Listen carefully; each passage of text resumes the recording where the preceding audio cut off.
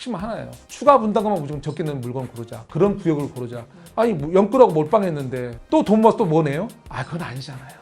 추가 분담금을 미리 계산을 하고 투자를 해야 된다는 걸 생각을 나 강남에 이거 되게 싸게 샀다. 예를 들어서 영상 못 보시는 분들은 야 진짜 너 싸게 샀다 시세보다 싸게 샀다 특히나 강남에 샀어 이렇게 될 수가 있는 건데 이제 그런 분들이 나중에 더 큰 돈이 들어갈 수 있는 리스크를 안고 있을 수도 있는 그렇죠. 거예요. 대표님 제가 지난번에 네. 대표님이랑 녹화하고 나서 네. 제 친구들한테 니네 빨리 연끌해라. 지금 재개발이다. 타이밍이다. 니네 이번에 놓치면은 또 언제 기회가 올지 모른다. 막 그런 얘기를 친구들이랑 한 거예요. 네네. 실제로 저희 친구들은 이제 저희가 40대니까 네. 너무나 그 투자에 대한 관심이 많거든요. 그랬더니 이제 친구들이 물어보는 게 그겁니다. 재개발 그래 좋은 거 오케이. 근데 어떻게 어딜 접근해야 되는지도 궁금해했고 확실한 리스크를 피해서 해야 될 텐데 그 리스크가 과연 뭔가 이 부분을 되게 궁금해했거든요. 그렇죠. 왜냐하면 돈 말이 영끌인데 영끌이란 건 완전히 몰빵인데. 내 소중한 자산인데. 그래서 네. 뭐 또 이게 돈 여러 가지 리스크가 안 되니까. 네. 뭐 여러 가지 사례를 몇 가지 얘기 들어서 하면 이런 게 좋은 것 사례가. 같아요. 뭐냐면 사실 근데 한마디로 얘기를 하면 네. 앞으로 가장 큰 정비 사업의 이슈는 분담금, 추가 분담금. 추가 분담금이 이제 리스크. 그러니까 이게 심각한 상황으로 올 수도 있다. 아. 왜냐하면 이제 근데 물론 좋아진 것도 있어요. 그러니까 역설적이지만 지난 시간에 한번 얘기했지만 네. 전세 사기가 이런 지역들이 토지 가격이 올려서 종전 자산 평가 즉 내 자산 평가를 하거든요. 네. 너 얼마 좀 가시 나오니까 또 얼마 부담금 내 이런 식으로. 근데 그걸 좀 좋게 만든 것도 요인이 분명히 있어요. 네. 있는데 이게 이제 문제에서 가장 중요한 게 하나씩 따져보면 이제 하나씩 사례를 펴보면 대부분 사람들이 강남, 그다음에 용산 좋죠. 그렇죠. 얼마나 좋아요. 강남 좋은 거 용산. 누가 모릅니까? 근데 저도 너무 좋아합니다만. 중요한 건 무조건 다 좋은 건 아니에요. 네. 뭐냐면 강남 용산이 좋은 거는 그 다음에 아파트 지어준 다음에 프리미엄도 있지만 그건 나중 얘기고 좀 그렇죠. 그래서 좀 떨어져 생각하고 네네. 아파트 입주한 다음이니까 네. 그 입주 전까지 준공 때까지 가장 큰 이슈를 보면 거기도 추가 분담금이거든요. 그런데 이런 분들이 있어요. 용산에 아파트 중에 뭐 수호 아파트라고 뭐 이런 게 정비창 구지 옆에 있어요. 네. 가까워요. 예, 거기 1대1 재건축이에요. 오. 예, 근데 이제 그런 데 같은 경우는 예를 들면 샀어요. 네. 아는 분이 40평대를 음. 추첨해도 뺑뺑이 돌려야 되거든요. 네. 20평 추첨됐어요. 아. 더 중요한 건 뭐냐? 이제 돈 좀 돌려주시겠다고 말은 하지만 한 2억 조합해서 사업 가봐야 되잖아요. 물가 상승률. 네. 이게 무슨 말이냐면 강남이니 용산이니 서촌이 잠실이 이게 중요한 게 아니고 조합 사업은 비즈니스 사업이에요. 조합원이 주체가 돼서 우리가 일부 아파트는 우리가 가져. 네. 나머지 남는 건 팔게. 네. 비싸게 팔 수 있는 데가 어디야? 용산, 강남. 우리는 비싸게 팔 거야. 그래서 좋은 거잖아요. 네. 그러려면 조건이 하나 붙죠. 팔 게 나와야지. 일반 분양분이 좀 많이 나와야지. 그쵸, 그쵸. 그래서 중요한 건 이제 하나씩 가려내면 일반 분양분이 적게 나오잖아요. 네. 근데 지금 현실이 공사비 폭등 맞아요. 뭐 아시잖아요. 뭐 우리가 사실 많은 게 폭등한 상황이지만 인건비 뭐 지난번에 저기 현실 말씀했지만 인테리어만 해도 인건비 뭐 맞아요. 장난 아니거든요 지금. 그래서 이런 것들 봤을 때 공사비 여건 엄청나죠. 자 금리 여건이 좀 나아질까? 그건 모르는 상황. 그쵸. 더군다나 이제 우리가 예전 레고랜드 사태 이후로 시공사들이 많이 무너졌어. 지금도 맞아요. 무너지고 있어요. 네네. 그래서 그 현장에서의 시공사 선정은 우리가 이제 조합 사업을 하면 우리가 다 이거 돈 빌려서 하잖아요. 조합원들이 은행에다가 네. 그럼 은행이 그러죠. 너희 것만 너희만 믿지는 못해. 시공사 연대 보증하라 네. 그러잖아요. 근데 시공사가 연대 보증 좋은데 세우려면 그래 금리 떨어지고 뭐 하니까 그럼 공사비가 오르죠. 맞아요. 우리 브랜드 삼성 쓰려고 하면서 제일 싸게 할 수는 그쵸. 없잖아요. 그러니까 그래서 뭐냐면 추가 분담 이슈가 없는 거예요. 그래서 지금부터는 재건축이든 재개발이든 먼저 가실 때 1번은 네. 사업성 체크가 먼저예요. 대부분 사람들이 그냥 야 소액 투자야 그다음에 아니면 강남이야 아 좋아. 근데 나중에 분담금 나왔을 때 눈이 동그래지실 거예요. 사실 저희 어머님도 지금 추가 분담금 때문에 네.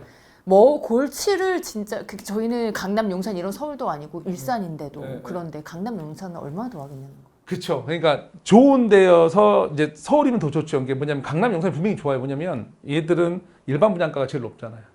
같은 공사비를 들고 아까 말씀드린 일산도 마찬가지지만 다른 데는 좋죠. 그런데 서울보단 이게 분양가 자체나 모든 게 다르니까 네. 공사비는 별 차이 안 나고 네, 맞아요. 두 분이서 안 나는데 똑같은 문제 예, 들어가는 거. 팔 때 똑같이 한 개씩 팔았는데 일반 분양분 나가서 팔았는데 여긴 더 받으니까 그래서 지역 선정이 분명히 중요해요. 지역. 예, 그런데 지역이 아무리 좋아도 일반 분양분이 적게 나온다면 하면 문제가 있다. 그래서 요즘에 이제 일반 분양분을 좀 많이 해서 주려고 하는 사업이 도심 복합 개발 지원에 관한 법률을 보면 이제 어떤 용적률을 더 올려주는 거잖아요. 예, 그래서 근데 그 용적률 혜택받는 건 복합이라는 단어에 보듯이 재개발 쪽이 좀 우수하다.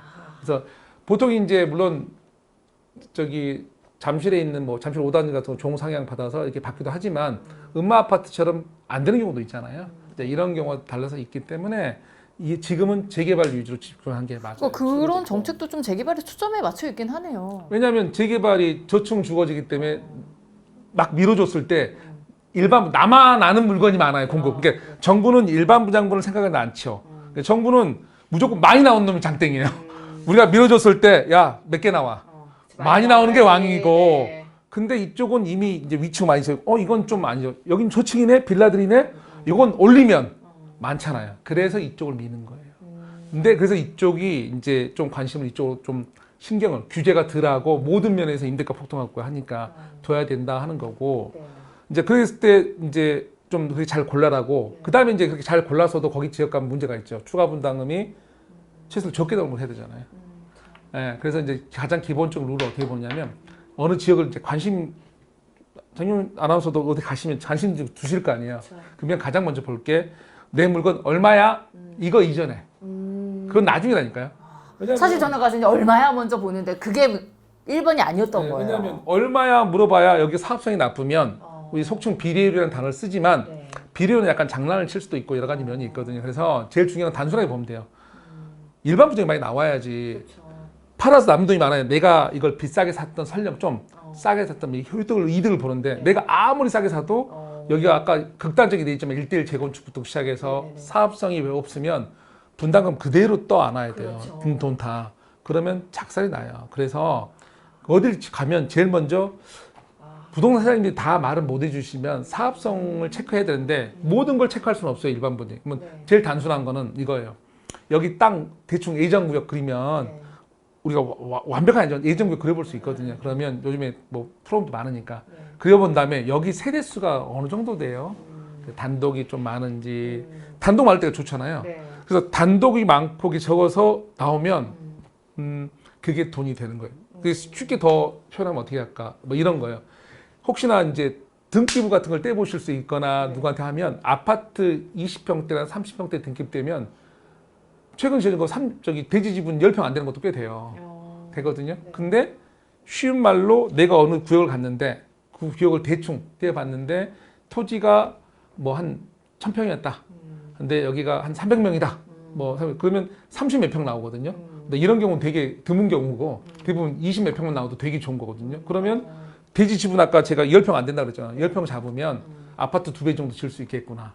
근데 그런 걸 가늠하는 건데 그래서 가장 먼저 따질 거는 면적을 가지고 세대수 나눠보는 거예요. 그게 숫자가 높으면 우선 사업성이 8개 많이 남아 도는구나. 그래서 8개 남아 돌면 내가 이득을 거기서 보겠구나. 이게 1번이에요. 이게 적으면 100년이 가도 추가 분담금 엄청나요. 그렇죠. 나중에 네. 분담금 폭탄 나오는. 예, 그래서 물건 이전에 지역 선정이 1번이다. 그 지역 선정을 간 다음에 사업성을 따져야지만 답이 나와요. 그 다음에 이제 지자체 같은 거 들으셔서 이제 여기 혹시 뭐 지구단위 계획이나 뭐 딴 걸로 좀 계획 뭐가 있느냐. 특히 요즘에 말하는 역세권 때문에. 지금 정부는 누구한테 특혜를 못 줘요, 함부로. 정부는 특혜를 함부로 줄 수가 없거든요. 특혜를 주려면 명분이 필요하죠. 뭐? 집이 정말 부족합니다. 근데 집이 부족한데 산에다 지을 수는 없잖아요. 그렇죠. 그러면 사람들이 가장 니즈가 있는 것은 어디일까? 따져보면 역세권이잖아요. 그렇죠. 그래서 그러면 역 주위에 뭐가 있는 걸 따져봐서 뭐가 있구나. 그런 신호를 받아들이는 거죠. 그렇게 좋은 지역 찾은 다음에 네. 하는 게 뭐냐면 그 다음에 물건이에요. 그다음 얼마예요? 이제 얼마인데 평가를 좀 봐야죠. 뭐냐면 그것도 그냥 하면 안 되고 지역을 봤는데 잘 고르셨을 거 아니에요. 아까 말도 연세 충돌이 있는 지역이 좋아요. 왜냐하면 계속 빵빵 하면서 내 가치를 올려주거든요. 그래서 시간이 오래 걸려도 계속 내 땅값이 올라가요. 나쁜 게 아니에요. 전혀 나쁜 게. 그리고 자금도 회수가 돼요. 갭 차이가 많이 줄었기 때문에. 네. 옛날처럼 이게 가짜 임대가가 아니니까 이 갭 투자했는데 돈이 줄어드는데 문제가 안 생겨요. 전혀 문제가 없고 그 상태에서 이게 빠박한 다음에 물건을 받는데 이 물건이 시간이 아까 말대로 뭐 최소한 10년은 그래도 걸린다 치면 그 사이에 몇 번의 임대 교환이 일어나잖아요. 근데 땅값도 오를 거고. 그래서 아까 주변에 있는 것도 봐야 되는데 네. 이제 내 거 가치를 봐야 돼요. 이게 과연 종전 자산 평가할 때 좀 많을 거냐. 그러면 이제 당연히 대지 지분 봐야 되겠죠. 그리고 두 번째가 보면 이제 이 건물도 같이 보잖아요. 마감되는 거 좀 보면서 정말 들어와서 사람이 살 만한 곳이냐. 그러니까 뭐냐면 원룸 이런 거보다는 사실 위로 올라서 가치 평가가 더 높을 그쵸. 수밖에 없어요. 임대가가 주변이 안 되니까. 네. 그리고 이제 또 하나 있죠. 재개발 투자하다 보면 빌라를 사게 되는 경우가 많아요. 단독 것도 있지만. 근데 빌라는 종전 자산 평가에서 기준이 비교 사례가 돼요. 이게 뭐냐면 당연히 대지 지분 10평이 5평보다 훨씬 높아요. 네. 그런데 10평끼리 같이 비교해서 과거 비교사 좀 있어야 돼요. 좋아요. 그래서 예를 들면 주변에 제가 주변에 비슷한 구역이 한 5, 6개가 있다. 네. 그럼 먼저 가면 안 돼요. 그건 사면 안 돼요. 왜냐하면 비교 사례가 높지가 않아요. 숫자가.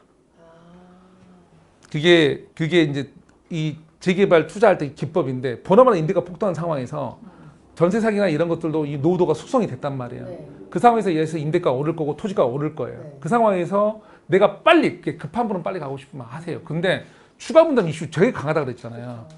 내 정전 자산가 평가를 높게 받아야 되는데 문제가 뭐냐? 먼저 스타트 끊어버리잖아요. 비교 사례가 낮아요. 근데 1구역에서 막 가서 막 거리도 막 빙빙 됐어. 2구역도 막 됐어. 내가 중간에 5개 구역이 있는데 적자라가 아주 좋아요. 평가 비교 사례가 많아서 내 평가 가치가 되게 높아져요. 임대가도 많이 올랐기 때문에. 그래서 사실은 지금 투자한다고 하면서 당장의 수익을 먹으려 하지 말고 약간 더 숙성시킨다 개념을 잡으면 앞 지역의 임대 이주민의 효과도 보고 그 다음에 거기 비교 사례 효과도 보고 그러면 종전 자산 가격이 상당히 효과를 많이 볼 수 있어요. 리스크를 피하면서. 예, 그래야 돈을 적게 내요. 이거 진짜 꿀팁이네요. 그래서 달라요. 그래서 사람들이 급하니까 그리고 정보 다 아니에요. 지금 급한 건 사업이 느리고 이렇게 임대가 오를수록 시간이 지금 재개발은 시간이 돈으로 바뀌고 있어요. 계속 예전에는 시간 하면 아우 지긋지긋해 재개발 미쳤어 맞아요. 이거였잖아요. 근데 임대가가 폭등하고 공급 해결 방안이 없고 토지 가격이 계속 오르고 이런 상황에서 전세 사기 이런 기타 등등으로 인해서 지금 노후도가 숙성이 됐단 말이에요. 이거는 관건이 딱 핵심 하나예요. 추가 분담금만 무조건 적게 넣는 물건 고르자. 그런 구역을 고르자. 그걸로 우리가 상담을 하고 그걸로 뭘 해주는 거거든요. 그래야지 아니 뭐 연끌하고 몰빵했는데 또 돈 모아서 또 뭐 내요? 아 그건 아니잖아요. 자, 이런 식으로 가는 거예요. 추가 분담금을 미리 계산을 하고 투자를 해야 된다는 걸 생각을 못한 분들도 많으실 텐데. 생각 않고 이제 하나 샀다고 영상 좋아하시죠? 그래서 나 이런 거예요. 네. 나 강남에 이거 되게 싸게 샀다. 그렇죠. 그게 좋은. 그럼 이제 지금 대표님 예를 들어서 영상 못 보시는 분들은 야 진짜 너 싸게 샀다, 시세보다 싸게 샀다, 특히나 강남에 샀어 이렇게 될 수가 있는 건데 이제 그런 분들이 나중에 더 큰 돈이 들어갈 수 있는 리스크를 안고 있을 수도 있는. 그렇죠. 그러니까 예전에 비교해서 이런 거예요. 한남 뉴타운이나 이런 데 보면 우리가 빌라를 보면 빌라에 원빌라라는 게 있고 구분빌라 속칭으로 부르는 게 있었어요. 그러니까 원빌라는 원래부터 다세대를 지은 거예요. 구분빌라는 그 다가구로 지었다가 집에 하나인데 쪼개갖고 호수가 나서 빌라로 만들어 놓은 거거든요. 네. 그게 있었고 그다음에 단독이 있었어요. 근데 손님들 이런 분들이 있어요. 원빌라가 비싸니까 평당가 예를 들면 얘가 1,000이었어요. 1,000이니까 샀어요. 그때 이제 어떤 분이 와서 구분 다세대가 약간 더 싸요. 그러니까 얘는 900에 샀어요. 그러니까 나 100에 더 싸게 샀다 그래요. 네. 근데 어떤 분 단독을 15평짜리 단독이 있었거든요. 야, 나 이거 저기 700에 샀어. 쌌다 그러셨어요. 평당. 근데 그러지가 않아요. 간평을 하게 되면 이런 산동네에서 보게 될 때 이 다세대는 원래부터 어떻게 지어진 거냐면 분양형 주택이에요. 다가구는 임대형 주택이에요. 네. 마지막 15평짜리 단독은 뭐냐면 그거는 쓸모없는 땅이었어요. 그래서 실제 감정하게 되면 어떻게 되냐면 심한 차이가 어디까지 벌어지냐면 얘하고 단독하고는 50%까지도 벌어져요. 그런 사람도 옛날에 많았어요. 얘도 한 70%까지 떨어져요. 얘에 대비해서. 즉 싸게 산 게 아니고 비싸게 산 거예요. 사실은. 더 등치 물리면서. 근데 이건 아무것도 아니고 아까 말씀드린 대로 지금의 상황을 이용을 해야 되잖아요. 우리가 사실 이런 일반 개인들이 시장을 만들 수는 없어요. 상황을 만들 수도 없어요. 예전에 뭐 투기꾼들이 시장을 조장한다 하지만 일부 전세 사기꾼들 장난친 건 있다 하지만 절대로 개인은 시장을 만들 수가 없어요. 우리는 시장을 파도만 타죠. 파도를 탈 건가 말 건가 그냥 기다릴 건가 생각하는 건데 파도를 타는 입장에서 봤을 때 잘 타는 건 뭐냐? 흐름대로 타는 거잖아요. 임대가가 오르잖아요. 그 다음에 이게 비교 사례 돼서 나 정준상사가 평가해 줄 거예요. 토지 가격 좀 더 오르면 좋잖아요. 그걸 평가해서 몇 년 차이 아니고 요즘에 속도 차이를 누가 줄인다고 내일 난리예요? 요즘에 뭐 정부가 난리예요. 요즘에 신축 업자들도 재개발구역, 예정구역 들어서 하던 업자들도 요즘에 주춤주춤하죠. 왜? 권리산정 기준을 막 강화시켜가지고 야 이거 잘못 들어갔다가 현금청산 당하니까 그래서 짓지도 못해요. 그래서 다 어떻게 됐어요? 타이밍이 잘 익어가는 숙성한 타이밍이 온 거예요. 이걸 이용을 해야지. 대뜸 야 여기 1번 출발이래. 그래 알았어. 네 종촌자산가액이 어떻게 될지도 판단을 해야지 돈을 들내지. 얘하고 별 차이도 안 날 건데 한 2년 차이 난다, 3년. 근데 나중에 종촌자산가액은 차이가 많이 나요. 그래서 이런 걸 좀 기다릴 줄 알아야 된다. 사놓고. 이게 진짜 부동산 진짜 타이밍도 이제 중요한 건데 이게 제가 친구들이랑도 부동산 얘기 오늘 이제 많이 하면 지금 뭐 아파트 산다 그러면 야 기다려봐라 더 떨어질 수도 있는 건데 그리고 뭐 예전에 영끌 얘기 나왔을 때는 야 추경 매수하지 말아라 막 이런 이야기를 했는데 그것도 사실 뭐 물건의 종류마다 다를 수가 있는데 지금 재개발 빌라는 뭐 추경 매수다 뭐 이런 거랑은 전혀 상관이 없이 지금 영끌해서라도 지금이 타이밍이다 약간 이렇게 좀 보여요. 그 지금의 타이밍은 아파트도 마찬가지인 것 같아요. 아파트도요? 왜냐하면 이게 뭐냐면 이재명 대통령이 5월 글 다시 묶었지만 결론은 이제 저는 그거 사실 대통령께 감히 죄송하지만 블러핑 정도로 생각해요. 왜냐하면 우리가 트럼프하고 이란 전쟁을 보면 트럼프가 이란 공격에서 결국 남겨둔 건 뭐냐? 물론 최종적으로 이기겠지만 이란이나 그 저기 중동 국가들이 인식을 해줬죠. 굳이 핵 필요 없다. 해야만 막아. 맞아. 칼을 해야만 막아. 칼을 만들어준 거잖아요. 과연 5월 글 이후에 뭐가 될까요? 그 매물이 나와서 가져갈 사람 떠나고 대출 규제도 묶어놨잖아요. 네, 그렇죠. 가져갈 사람은 딱 뻔히 정해져 있어요. 원래가 전 세계적으로 경제 위기가 오잖아요. 네. 집값이 떨어진다는 생각이 오잖아요. 그러면 가장 먼저 일어나는 게 뭐냐? 은행이 움직여요. 현금 부자라고 생각했는데. 아니 은행이 뭐 하는 거냐면 현금 부자를 왜 움직이냐면 정부가 은행한테 말을 해요. 규제하라고. 왜? 시장이 무너질 거잖아요. 원래가 IMF 딱 터졌을 때 어떻게 했어요? 우산 먼저 가져갔잖아요. 비 오면 우산 뺏는다 그러잖아요. 그게 은행의 태도는 매우 지극히 정상이고 당연하다. 왜? 남의 돈이잖아요. 남의 돈을 굴리는 집단은 안전해야 되죠. 그쵸. 그러면 시장이 진짜 무너질 것 같다. 그러면 제일 먼저 뭐 한다? 우산 뺏어간다. 즉 대출 규제는 정상이다. 그러면 이걸 살 수 있는 사람은 서민이다? 아니다. 아니다. 즉 전 세계에서 주택시장 약간의 흔들림 현상이 왔을 때 다 누가 걷어갔냐? 대규모 현금 자산을 가진 사람들 또는 펀드들. 기다리고 있죠. 즉 이걸 기다리고 있는 건 큰 사냥꾼들이지 서민들이 아니에요. 서민들은 대상도 안 돼요. 왜? 대출을 해줄 수가 없어요. 그리고 지금 우리가 말하는 원가 기준에서 얘기하는 거예요. 공급 쉽지 않죠. 지금 아파트도 부족하고 빌라도 부족해요. 네. 제일 문제는 빌라가 제일 많이 부족하고 그 다음에 아파트가 부족해요. 자, 이 현상인데 도시는 노후되고 있어요. 도시 노후에 대한 가장 두렵고 가장 무섭고 제일 고민하는 건 정부예요. 근데 이 상황에서 해결책은 쉽지 않죠. 신도시? 신도시 사실은 제가 항상 집은 배후 상황, 기반시설 사는 거거든요. 우리가 서울에 갖고 있는 걸 다 못 옮기잖아요. 신도시 막 지으면 도로부터 여러 가지 문제고 병원 들어서는데 다 입주하고 상계 신도시에 만약에 종합병원 하나 들어가려면 앞으로 10년 후도 안 될 거래요. 쉽지 않아요. 그렇죠. 10년 네. 안에 이게 다. 쉽지 않거든요. 왜 다 안주한 다음에 마지막에 들어오는 애들이라서 제가 무슨 말씀 드리냐면 지금 명분 말고 항상 현실만 보는 거예요. 현실적으로 지금 영끌할 수 사실 지금 대한민국 아파트를 서울 시내 안에 또는 경기도 일부 분당이나 일산이나 이런 좋은 데 안에 살려있는 세력은 돈 좀 있는 거예요. 대출이 얼마나 대출 안 나와요. 거기서 다 사는 거잖아요. 그러면 그게 또 어떤 걸 만드냐면 성을 만들죠. 무슨 말 필터링 같은 건데 과거에 뭐 아니면 미국처럼 대출 제도가 좋으면 뭐 40년짜리 뭐 35년짜리 해가지고 80%끌 수도 있겠죠. 대한민국 이미 필터링 했어요. 누구로? 돈 있는 사람만 들어오라고. 그래서 흔들리는 게 제한적이죠. 그리고 지금도 그런 사람을 봤잖아요. 그러면 전국적으로 봤을 때 우리가 지방에 있는 분이 서울에 있는 아파트를 갖고 있던 내 친구하고 대구나 부산이나 광주에 있던 다른 친구들하고 후회 막심하거든요. 그쵸. 지금 거기는 알아서 집값이 되고 공급이 많이 됐고 남아 돌잖아요. 여긴 해야 되는데 그러면 내 자식 때까지 그렇게 할 거냐. 다른 거잖아요. 그리고 공사비 대략 똑같다 했잖아요. 토지 가치 틀린데. 우리가 서울에 이 갖고 있는 많은 인프라와 그 소프트 파워를 그대로 가져갈 수 없기에 단순히 정부청 산을 옮긴다고 된다? 그게 안 된다니까요. 될 수가 없어요. 될 수가 없고 다시 거기 가서 지하철 다 깔 거야? 강남 여기 지하철 몇 개인데. 네, 답이 안 되는 인프라예요. 왜냐하면 대한민국은 대중교통의 도시예요. 우리는 도시를 옮길 수 없어요. 서울을 다른 데서. 그래서 이게 불가능한 것들이거든요. 그래서 그건 안 돼요. 안 되는 거니까 지금 당장이라도 친구분들이 뭘 하시겠다. 자세히 공격적으로 하시라고 해도 돼요. 단지 그분들은 더구나 계시니까 여기 실거주를 하실 거 아니에요. 그러니까 해서 사실은 5월 9일 전에 금매 샀어야지. 5월 금매 나오면 부산 못 파는 거 팔겠어요? 뭐 보이스에 느리겠다고? 조절 못할 요소를 놔두고 나서 이걸 규제를 하겠다? 살 사람을 극도로 줄이죠. 그러면 누가 공급을 하냐고요. 안 하죠. 그래서 악순환이 되기 때문에 결국은 정부는 어느 정도 풀어줄 수밖에 없어요. 그래서 우선은 제한적으로 재개발 시장을 먼저 빈틈으로 계속 둘 거예요. 계속 둘 거예요.